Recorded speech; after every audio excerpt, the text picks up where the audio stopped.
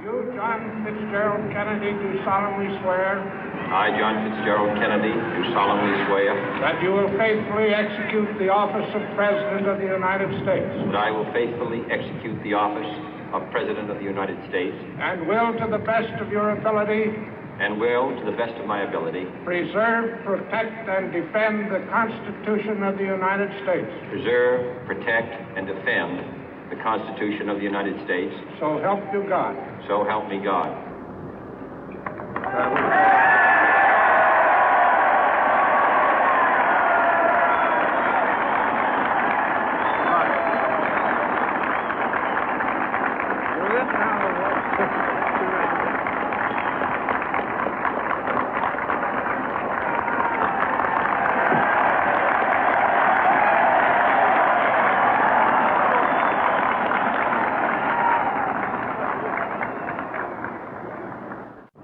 Vice President Johnson, Mr. Speaker, Mr. Chief Justice, President Eisenhower, Vice President Nixon, President Truman, Reverend clergy, fellow citizens. We observe today not a victory of party, but a celebration of freedom, symbolizing an end as well as a beginning, signifying renewal as well as change. For I have sworn before you and Almighty God the same solemn oath our forebears prescribed nearly a century and 3/4 ago. The world is very different now, for man holds in his mortal hands the power to abolish all forms of human poverty and all forms of human life. And yet the same revolutionary beliefs for which our forebears fought are still at issue around the globe. The belief that the rights of man come not from the generosity of the state, but from the hand of God. We dare not forget today that we are the heirs of that first revolution.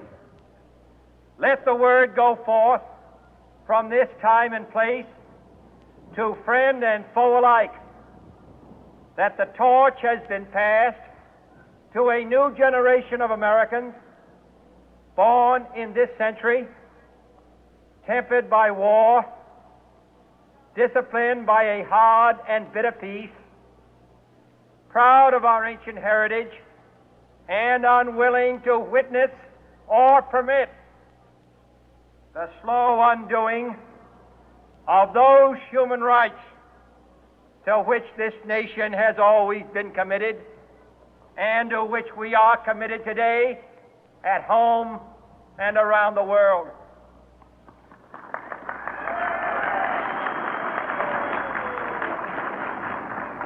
Let every nation know, whether it wishes us well or ill, that we shall pay any price, bear any burden, meet any hardship, support any friend, oppose any foe to assure the survival and the success of liberty.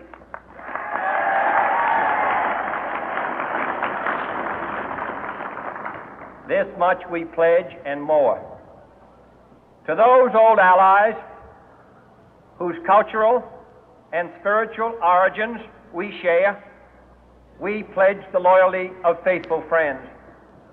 United, there is little we cannot do in a host of cooperative ventures.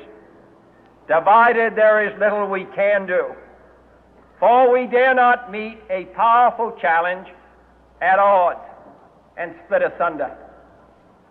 To those new states whom we welcome to the ranks of the free, we pledge our word that one form of colonial control shall not have passed away, merely to be replaced by a far more iron tyranny. We shall not always expect to find them supporting our view, but we shall always hope to find them strongly supporting their own freedom, and to remember that in the past, those who foolishly sought power by riding the back of the tiger ended up inside.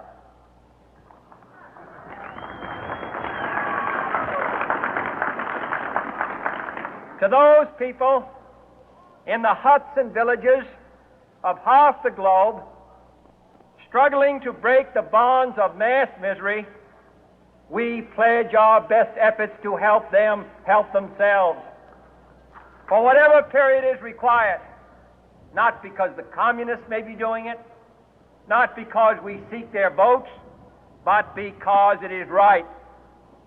If a free society cannot help the many who are poor, it cannot save the few who are rich.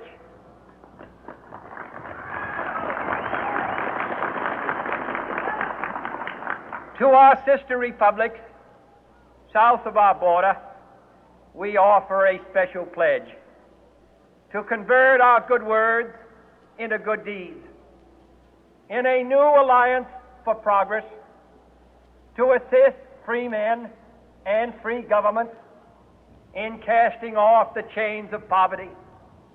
But this peaceful revolution of hope cannot become the prey of hostile powers.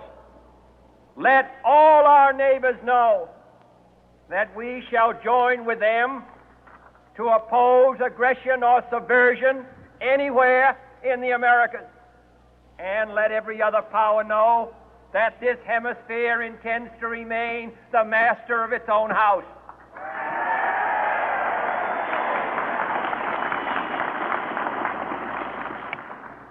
To that World Assembly of Sovereign States, the United Nations, our last best hope, in an age where the instruments of war have far outpaced the instruments of peace, we renew our pledge of support to prevent it from becoming merely a forum for invective, to strengthen its shield of the new and the weak, and to enlarge the area in which its writ may run.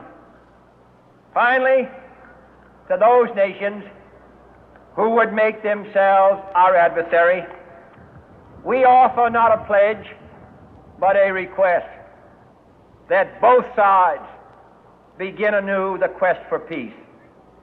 Before the dark powers of destruction, unleashed by science, engulf all humanity in planned or accidental self-destruction, we dare not tempt them with weakness, for only when our arms are sufficient beyond doubt can we be certain beyond doubt that they will never be employed. But neither can two great and powerful groups of nations take comfort from our present course, both sides overburdened by the cost of modern weapons, both rightly alarmed by the steady spread of the deadly atom, yet both racing to alter that uncertain balance of terror that stays the hand of mankind's final war. So let us begin anew, remembering on both sides that civility is not a sign of weakness, and sincerity is always subject to proof. Let us never negotiate out of fear, but let us never fear to negotiate.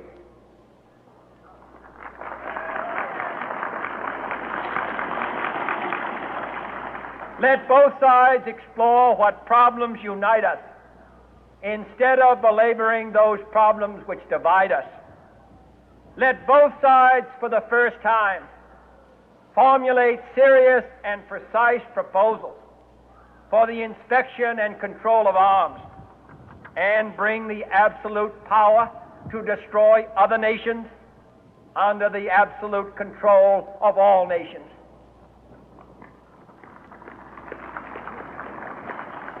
Let both sides seek to invoke the wonders of science instead of its terrors.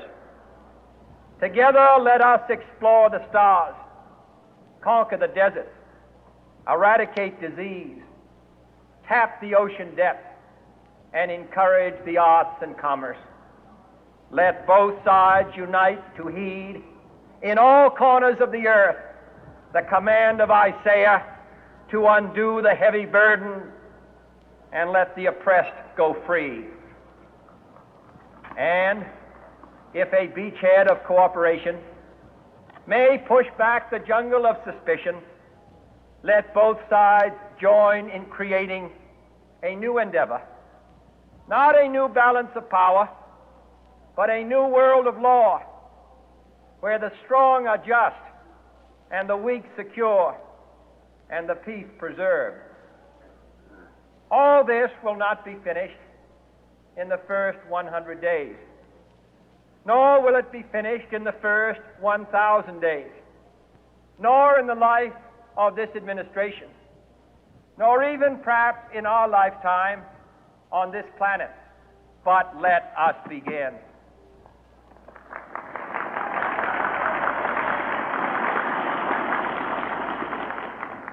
In your hands, my fellow citizens, more than mine, will rest the final success or failure of our course. Since this country was founded, each generation of Americans has been summoned to give testimony to its national loyalty. The graves of young Americans who answered the call to service surround the globe. Now the trumpet summons us again, not as a call to bear arms, though arms we need, not as a call to battle, though in battle we are, but a call to bear the burden of a long twilight struggle, year in and year out, rejoicing in hope, patient in tribulation, a struggle against the common enemies of man, tyranny, poverty, disease, and war itself. Can we forge against these enemies a grand and global alliance, north and south, east and west, that can assure a more fruitful life for all mankind? Will you join in that historic effort?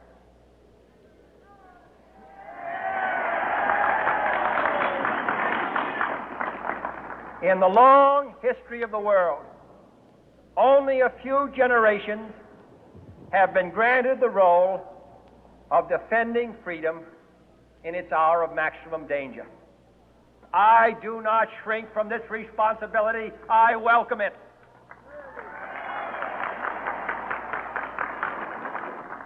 I do not believe that any of us would exchange places with any other people or any other generation. The energy, the faith, the devotion which we bring to this endeavor will light our country and all who serve it. And the glow from that fire can truly light the world. And so, my fellow Americans, ask not what your country can do for you. Ask what you can do for your country.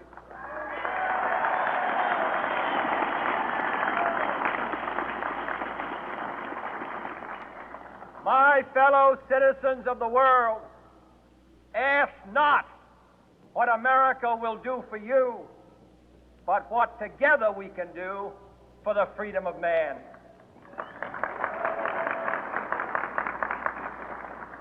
Finally, whether you are citizens of America or citizens of the world, ask of us here the same high standards of strength and sacrifice which we ask of you. With a good conscience, our only sure reward, with history the final judge of our deeds, let us go forth to lead the land we love, asking His blessing and His help, but knowing that here on earth, God's work must truly be our own.